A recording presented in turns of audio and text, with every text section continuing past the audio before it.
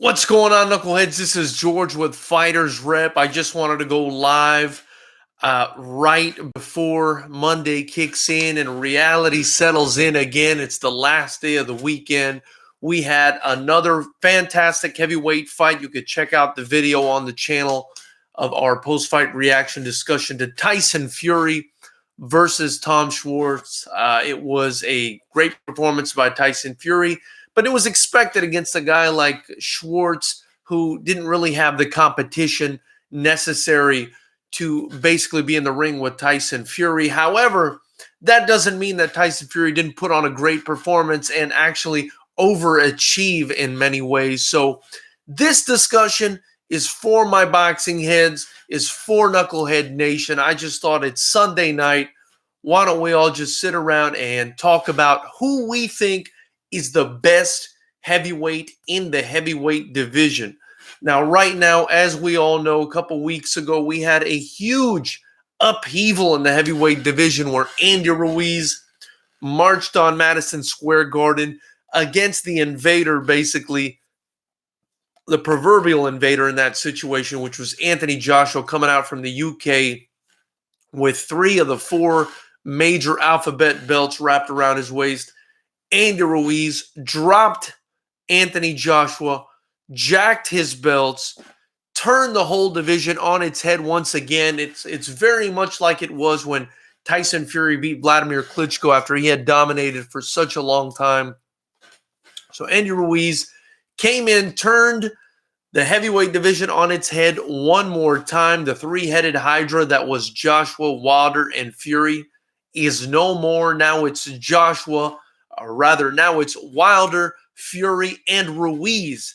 And who's at the top of the heap, knuckleheads? Who do you guys think is at the top of the heap? I'm just going to have to go ahead and give you my reasons as to who I think is the man at the top of the heap right now. But I think it's very close, depending on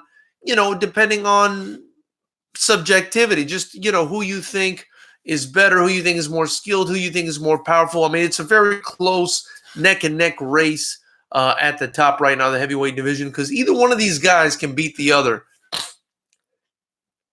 Marco Martinez is saying Wilder is his pick. He's got great knockout power and has picked up his activity. I definitely think Wilder can be the best in the division. He might be the best. That power just might be too much of a skill in the heavyweight division right now for even a guy as skilled as Tyson Fury to overcome. And then we have Andy Ruiz, who's also a very skilled boxer and also showed that he has power to stop a guy like Anthony Joshua. And then on Saturday night, last night, we had Tyson Fury, also showed tremendous power in stopping Tom Schwartz, who was obviously outclassed. But he also showed power. Although of those top 3 heavyweights right now, I'd have to say that Deontay Wilder does have the most power, Marco Martinez. So not a bad pick. You can't really argue with anyone there. If I'm going to give you my personal pick for the best heavyweight at this time, I think Tyson Fury is the best right now. And Marco, you're saying that his style can be awkward. It's hard to watch. He's a very skilled fighter, though.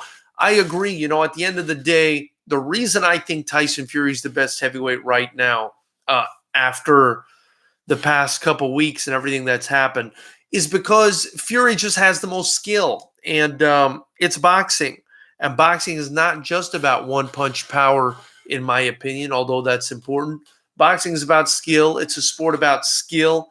And I think Tyson Fury has the skills to pay the bills. If you were to ask me, because I'm that kind of guy. I'm the kind of person that's all about technique. If you ask me who the best fighter I've seen is, I'm going to have to go with, or rather for boxing, I'm going to have to go with Mayweather. I mean, I just think skills pay the bills in boxing. I always feel like skills always kind of outclass and trump all the other attributes of a fighter, such as power, and stamina and endurance and stuff like that.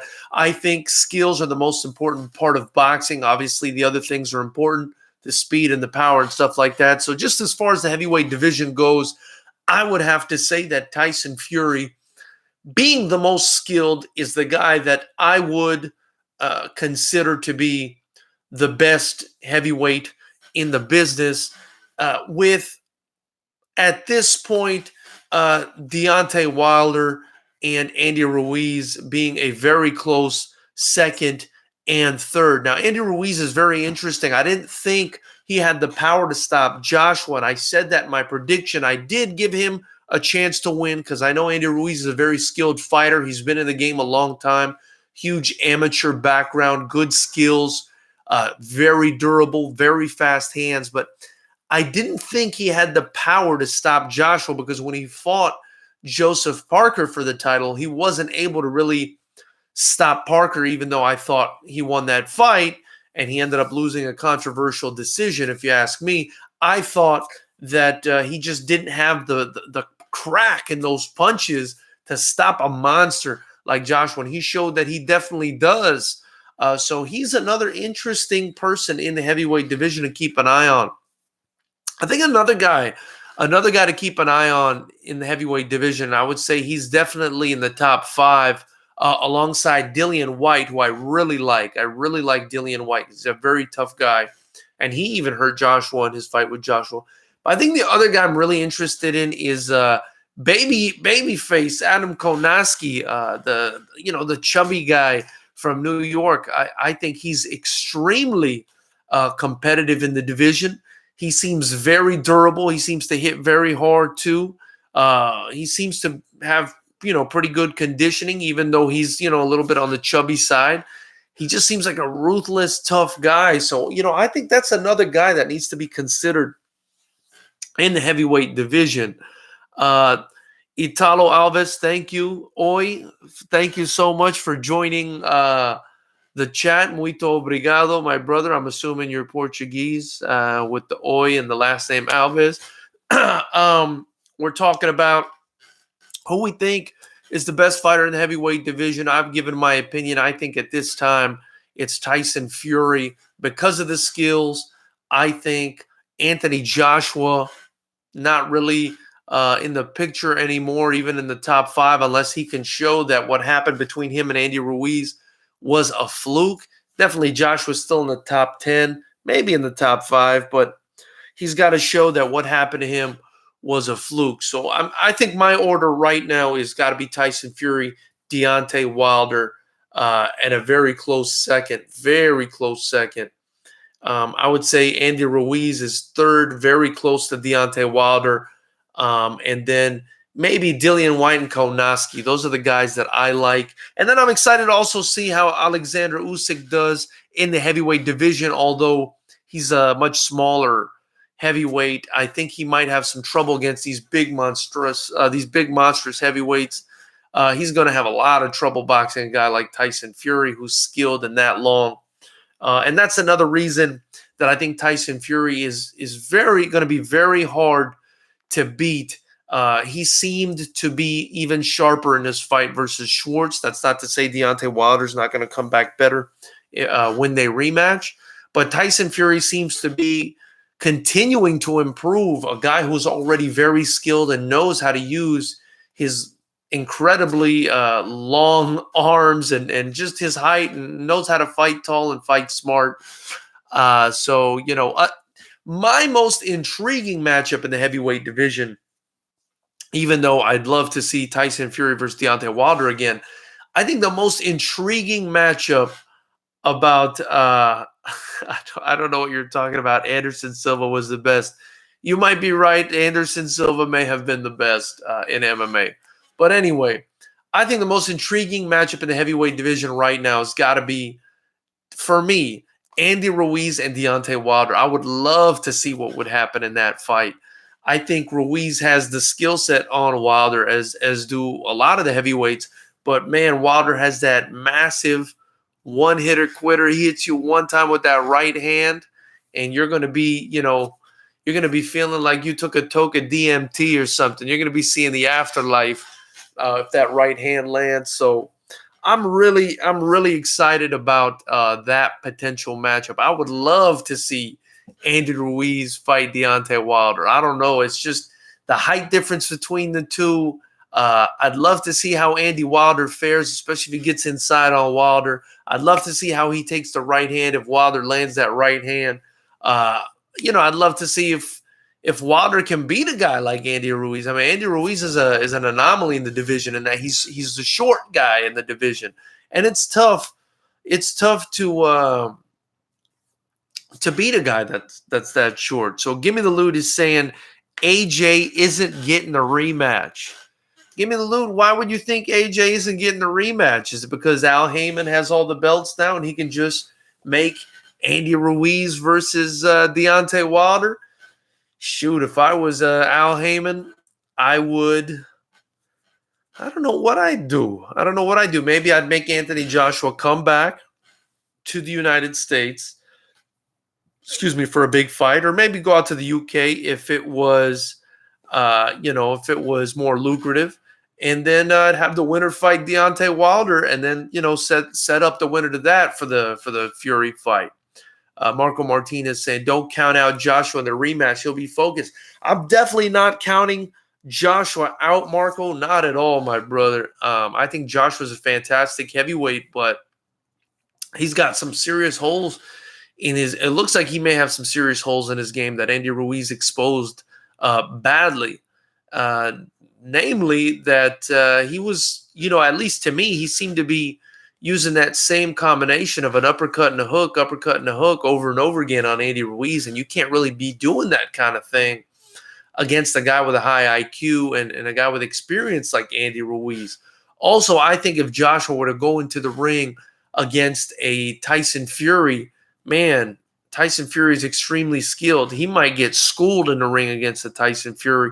And then if he were to fight a Deontay Wilder, I mean, we've seen Joshua now hit several times, wobbled several times, and knocked out against Andy Ruiz.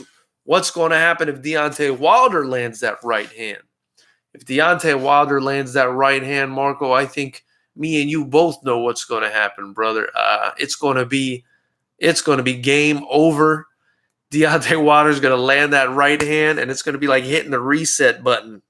He's going to wake up in the locker room not knowing what happened. Give Me the Loot is saying, no, it was a question, my bad. AJ isn't getting a rematch.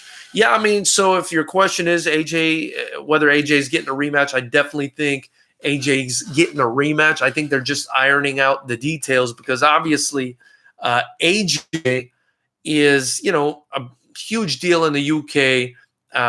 Perhaps they put in a rematch clause. I don't know how much they have to honor it or what details are in that rematch clause, but I'm sure there's a rematch clause. That's what any smart promoter or manager, I think, would do.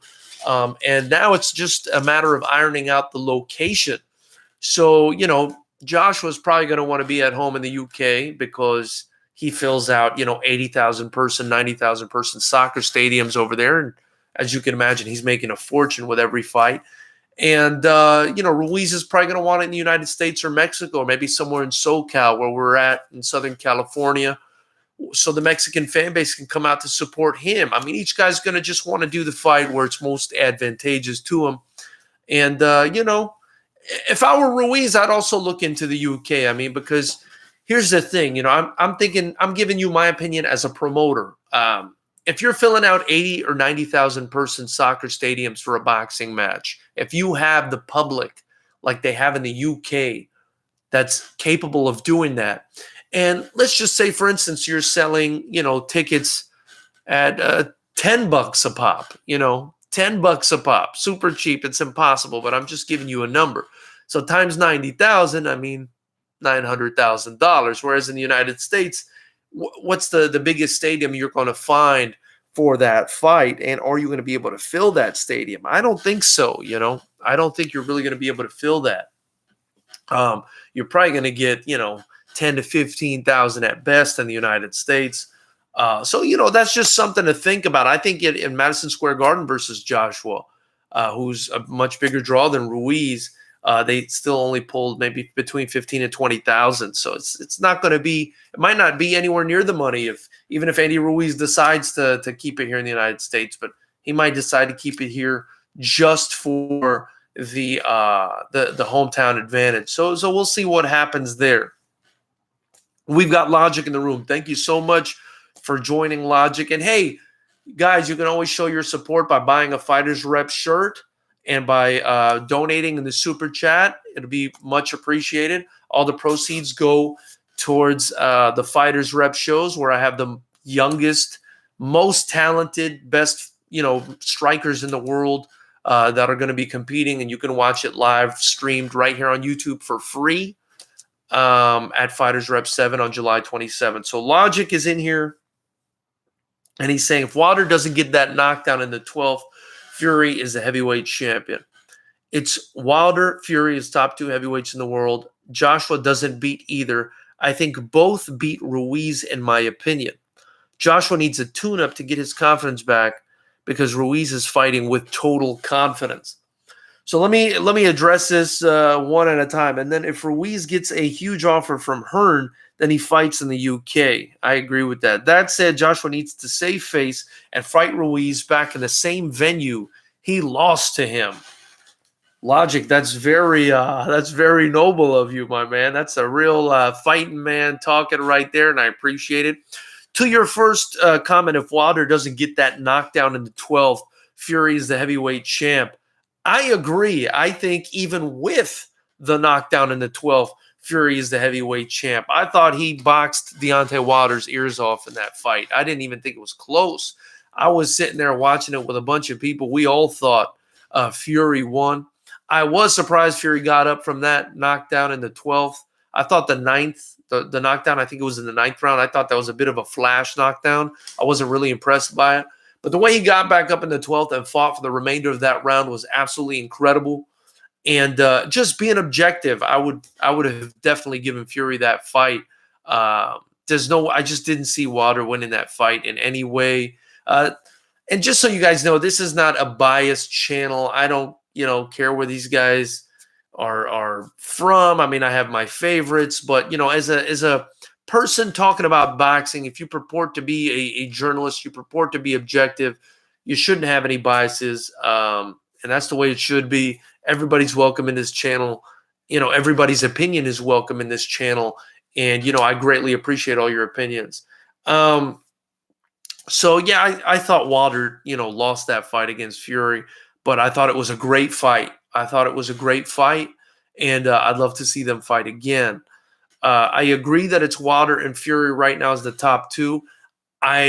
You think both beat Ruiz? I'll say this: I think stylistically, Ruiz would have a much harder time against the Tyson Fury than he would a Deontay Wilder, because Deontay Wilder is not going to be able to keep Ruiz off of him unless he lands that right hand, and Ruiz is going to be ready for that right hand. Ruiz is a better boxer than Deontay Wilder, but is Ruiz a better boxer than Tyson Fury? I don't think so. I think Tyson Fury is the best boxer in the division, and so I think that's one of those styles make fight situation, and I would have to go with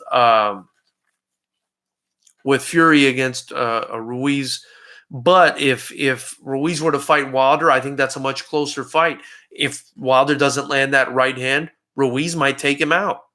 Ruiz will definitely outbox him if Wilder doesn't land that right hand. So we'll see. And then even if Wilder lands that right hand flush, I mean, Wilder landed the right hand flush on Tyson Fury, followed up with a left hand, and didn't finish him. So who's to say Ruiz isn't more durable? I mean, he took Joshua's best shot and just didn't even go out, just sat down on his butt and got right back up and got back to business. So yes, and then as far as Joshua needing a tune-up, Joshua might have been better off taking a tune-up. I don't know, going back in there with Ruiz is the best idea. Ruiz is a bad dude. Ruiz didn't get the credit he deserved as far as his boxing acumen goes, as far as his amateur pedigree and just his pedigree overall. He didn't get the credit he deserved from the boxing public.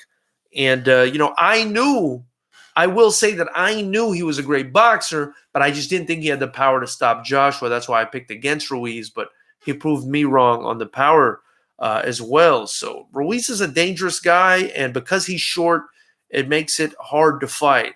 Short guys like that with fast hands that carry that much power and are durable, Don't and athletic. Ruiz is an athletic guy. You know, you don't bend at the waist the way he did and come back with a left hook without being athletic. So he's definitely a difficult fight for anybody. If Ruiz gets a huge offer from Hearn, then he fights in the UK. Yeah, I was saying that. I agree with Ruiz. You know, if he gets a big offer fighting in the UK, at the end of the day, they're prize fighters. You know, so I definitely think they need to get back in there and decide what's best for them financially. Justin Blake says, I think it was a solid draw. Justin, let me know who you're referring to when you say you think it was a solid draw. Are you referring to Wilder versus Fury? I'd like to know what you think, if that's what you think. Marco, Logic said to Marco, I think Joshua was shook up for his first fight in the States. Word was he was getting knocked down during sparring. Yeah, what we heard, or what I heard rather, was that Joshua was actually knocked out by some sparring partner. And a lot of people are saying, maybe that affected his confidence, or maybe he was concussed, and that's why he lost the fight. So who knows? Who knows what actually happened in that fight to cause Joshua to perform in that manner?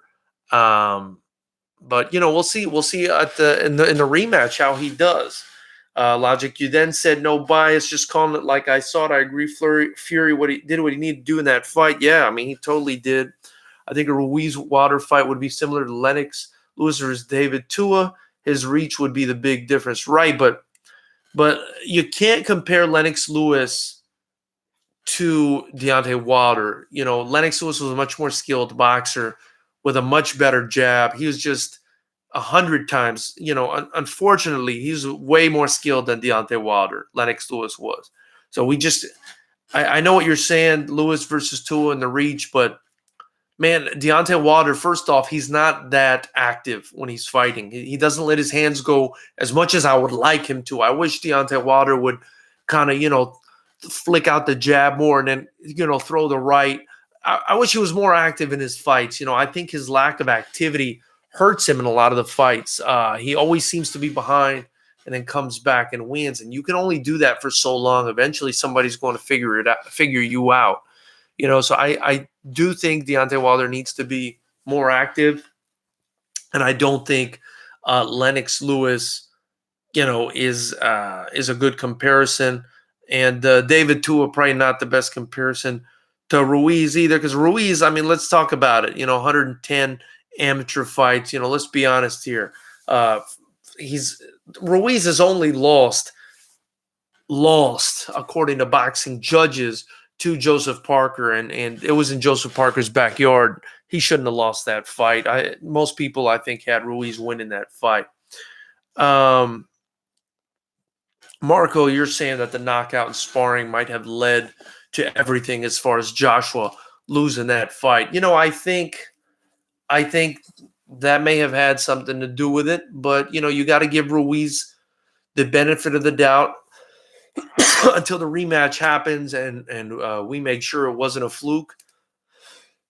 Excuse me. I would just leave it right now as Ruiz was just a superior fighter, but that may have been what did it. Logic is saying Joshua's power is nowhere near Wilder, who some have said is the strongest puncher in heavyweight history. A lot of people do say Wilder is the strongest puncher in heavyweight history, and excuse me, I wouldn't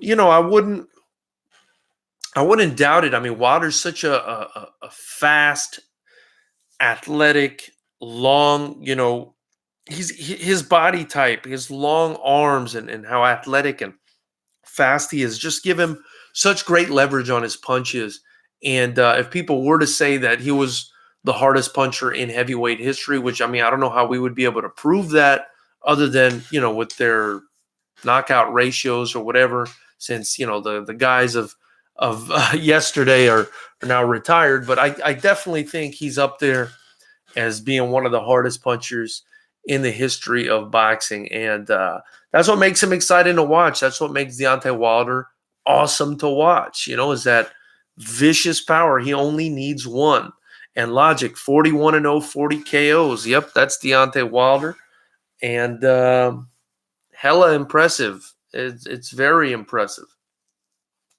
Um, if you get KO'd in sparring, this is Marco Martinez. If you get KO'd in sparring, fights need to be canceled. Completely irresponsible to fight after getting your brain rattled. I would agree, big time. But perhaps he thought he can go through with it.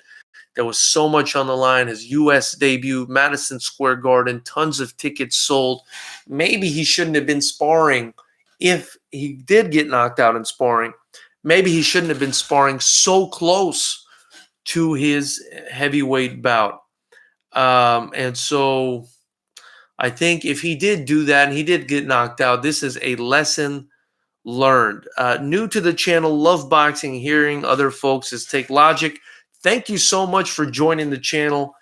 I love to hear everybody's take in boxing. A lot of these channels nowadays, I've been going around looking for channels myself and decided to create my own since I have my own kickboxing promotion.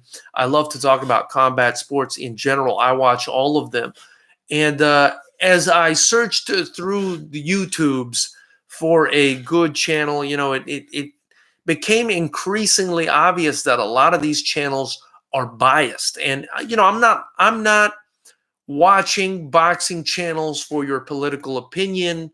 I'm not watching the channel based on somebody's ethnicity that I support. I don't care about that stuff. I don't care. I just care about boxing. I want to know what happens, what people think, why they think it, and I just want to enjoy it. For me, combat sports is an outlet that I want to enjoy. We're all adults. I just want people to keep it mature in the channel. Sometimes people leave horrible comments on my videos. I don't really mind too much. I just figure these people are depressed or something, whatever. But this is a channel, and you can count on it, Logic, that you're just going to get my objective thoughts. I try to be neutral. I don't really have a stake in this. I'm more into my own kickboxing promotion, but I love to watch boxing, MMA, kickboxing, and give my take on who I think is the best. And kind of the reason I got into my own promoting is because as a former athlete myself, I felt glossed over. I felt like there were a lot of great athletes that were glossed over and never got the fair shake that they deserved. So for me, the most important thing is to be objective, give the greats, or the potential greats, their chance to be great. And, give every young person a chance to be, just a chance to compete and a chance to make it and to live their potential. That's what Fighters Rep promotions are about. I hope you tune in July 27th to watch our kickboxing fights. I got the most talented young fighters in the world here in Southern California. Black House MMA, where Lyoto Machida and Anderson Silva train. I got guys from CMMA with Chad George that compete for us. I've got Systems Training Center. They just had Christian Giagos fight in the UFC. I have Saxon Muay Thai. They just had a couple guys fight, in the UFC and Bellator and things like that. So, I definitely think you guys will tune in and enjoy yourself. And yeah, I agree, Logic, with you giving a different opinion and getting banned on some of these channels. It's just ridiculous. The only way I would get rid of anybody or ban them, I haven't banned anyone, is if they say something that's just like really insulting just to be insulting and they're not adding anything to the conversation.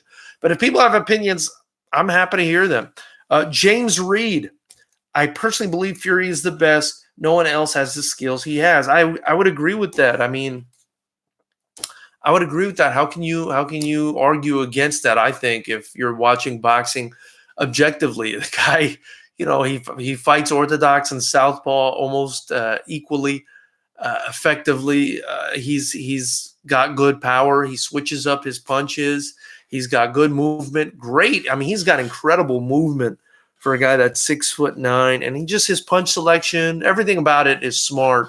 And that's why I would agree with you, James, that Fury is probably the best at this point. Although that's not to say Deontay Wilder can't go into a fight and in the first round knock him out. I mean, Deontay Wilder can do that.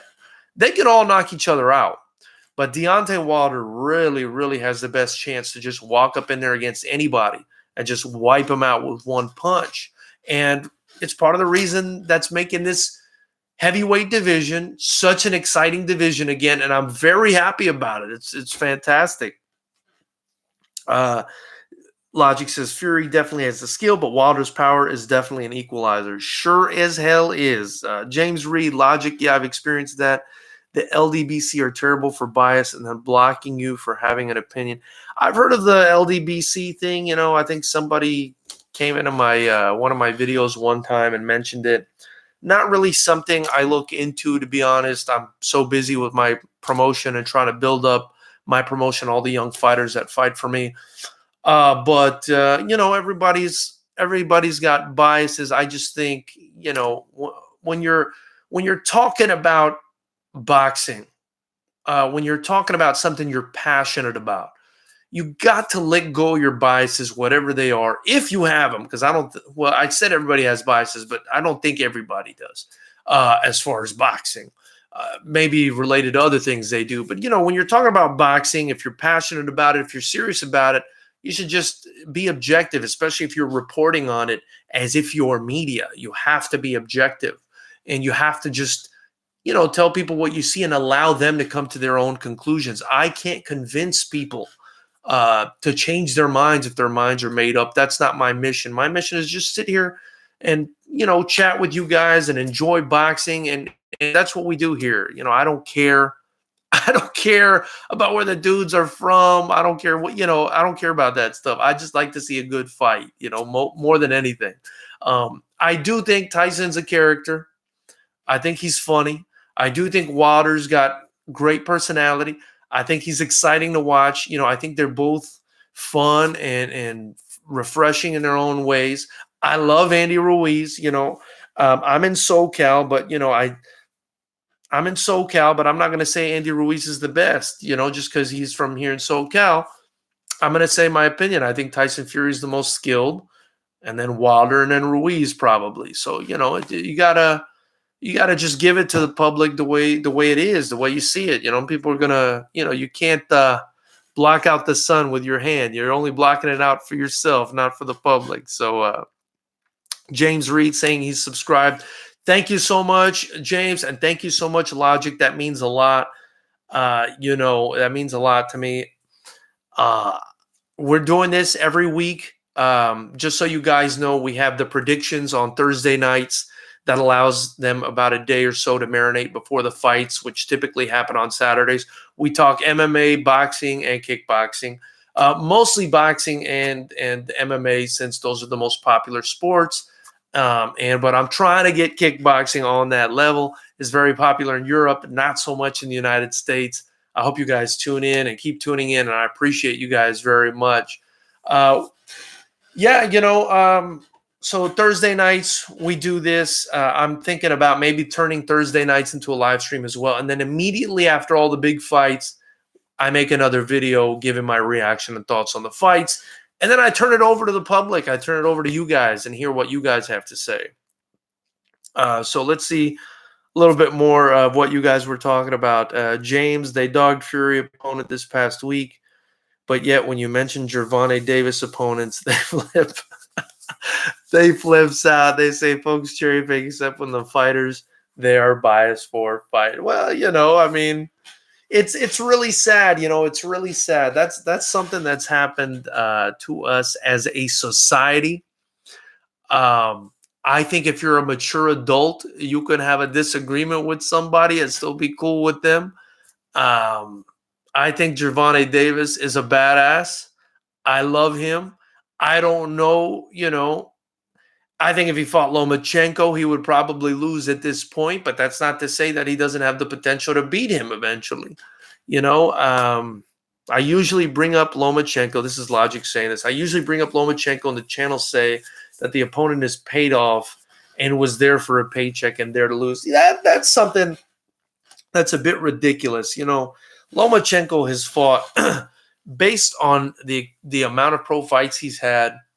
It's just absolutely ridiculous to say that he hasn't fought anyone. I mean, he fought like Salido in his first fight, who was like a grizzled veteran at that point, right?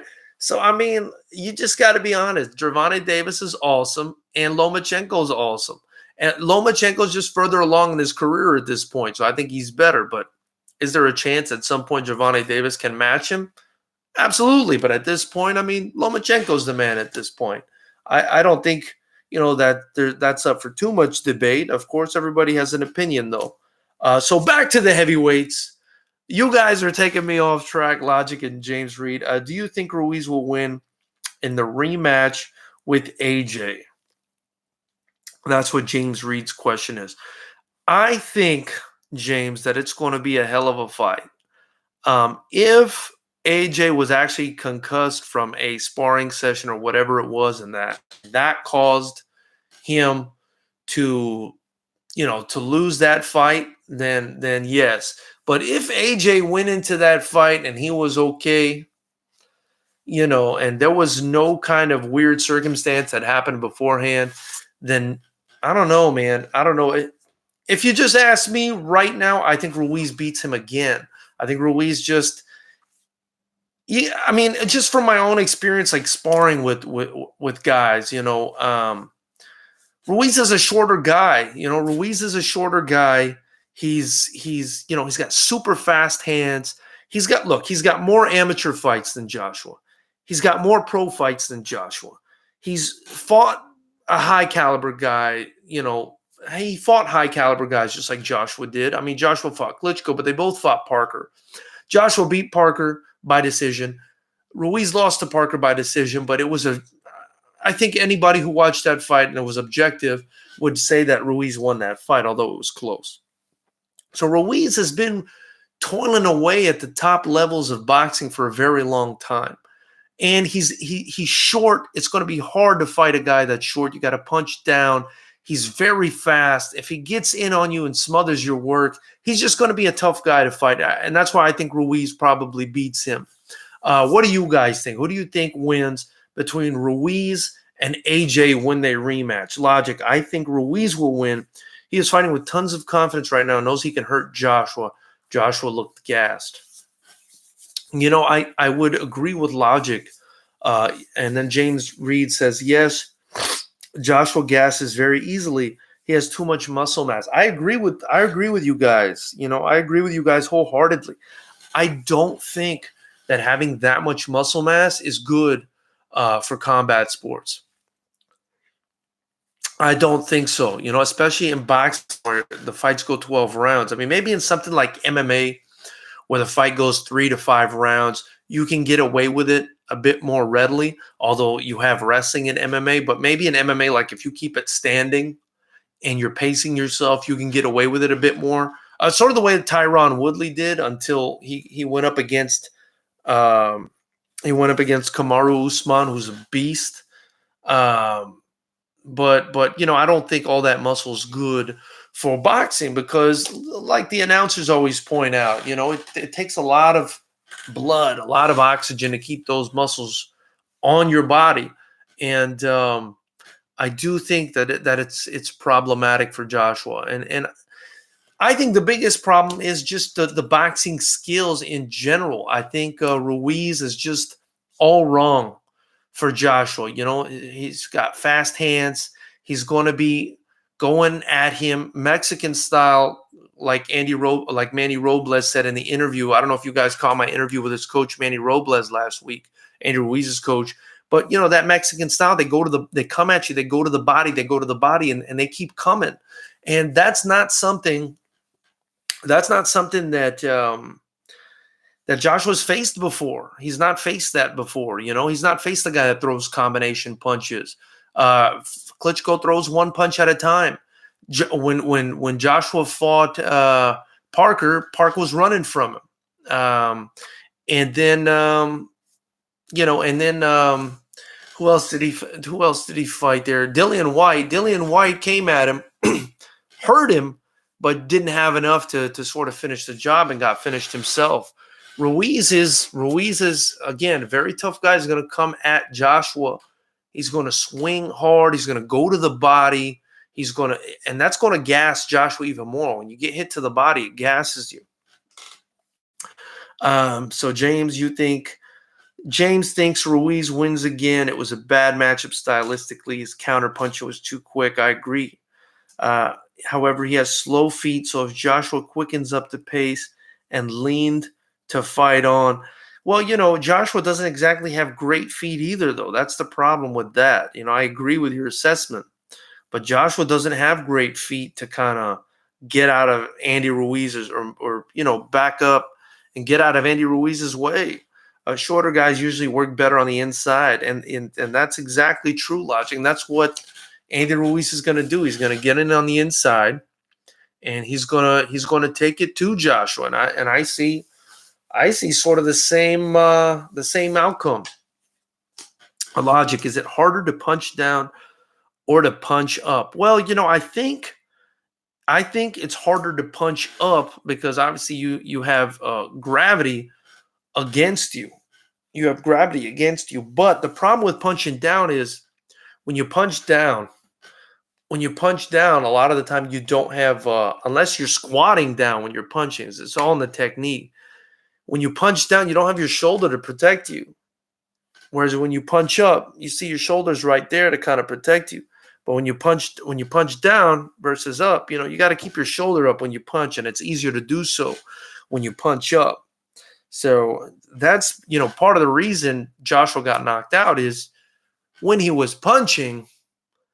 Well, first off, he was way out of position when he was punching. He was committing a lot on all those punches. He was trying to get Ruiz out of there. And so that left his whole head exposed. So, that's what happened. Shorter guys usually work better on the inside is what logic is saying. And then, James is saying the back foot, he can cruise to a unanimous decision win if he just boxes and keeps Ruiz at bay with his jab. But that's a style you're going to be asking Joshua, and that is probably what he's going to have to do to win the fight, is to kind of stay on the back foot and keep Ruiz at bay with the jab.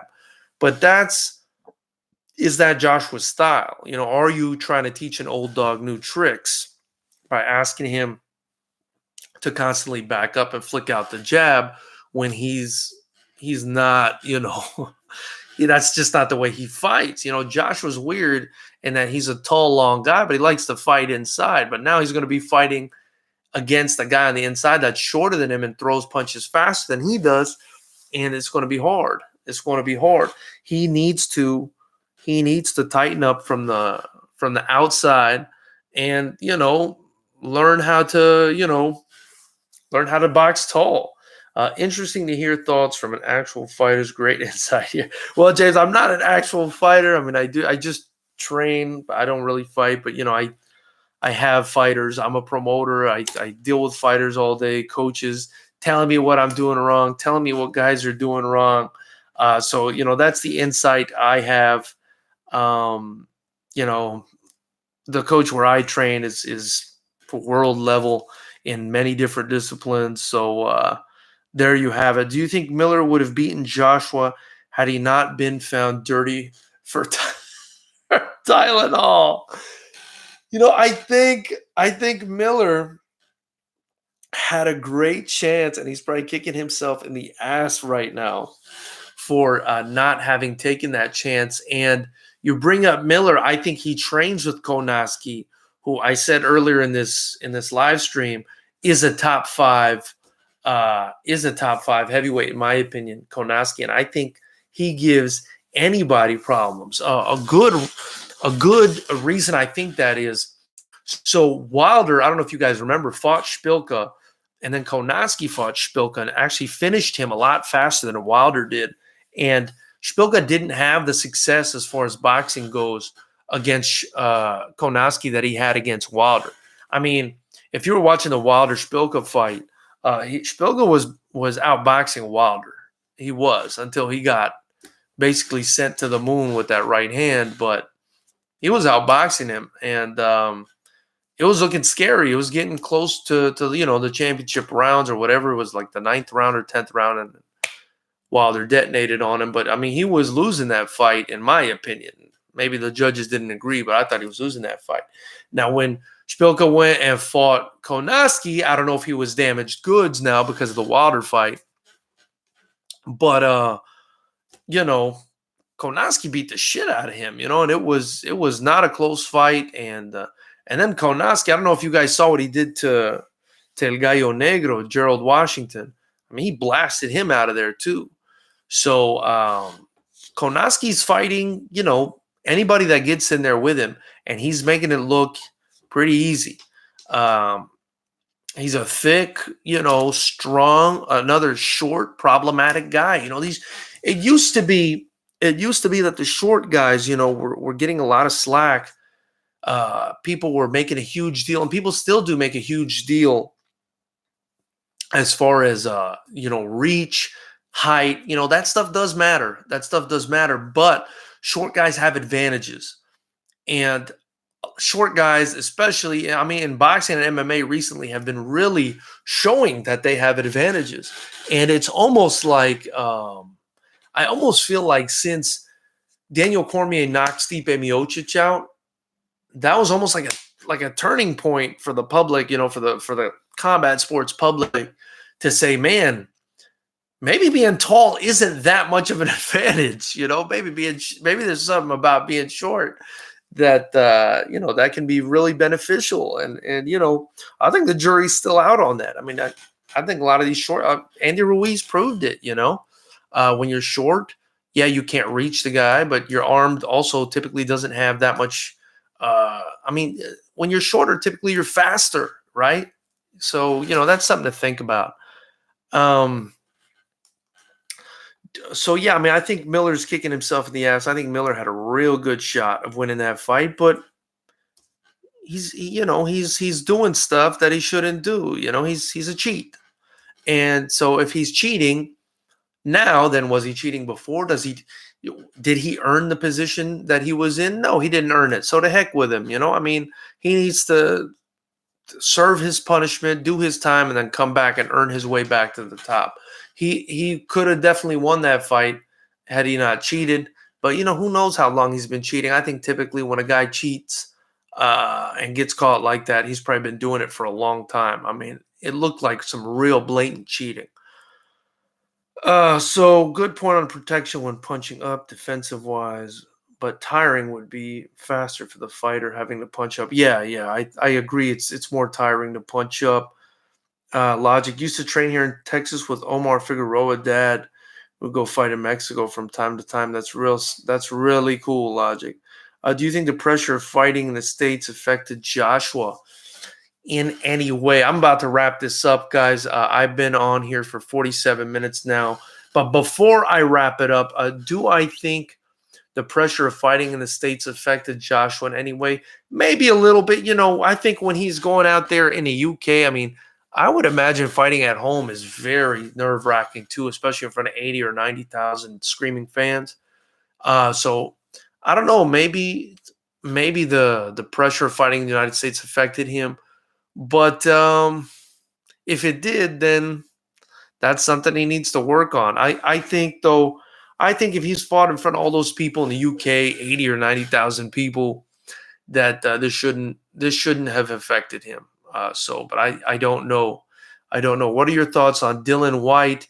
Didn't he lose to Joshua? He hasn't lost since and might be fighting at a different level now. Logic, I'm really glad you bring that up. I want to wrap this up, but that's too good of a question to pass up. James, anytime, my man. Hey, again, every Thursday at 9 Pacific time.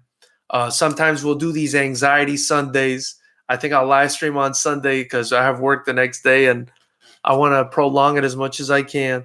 And after every big fight, and then typically throughout the week, sometimes I'll do an interview with a popular fighter or a coach or something like that. So definitely go ahead and check those out.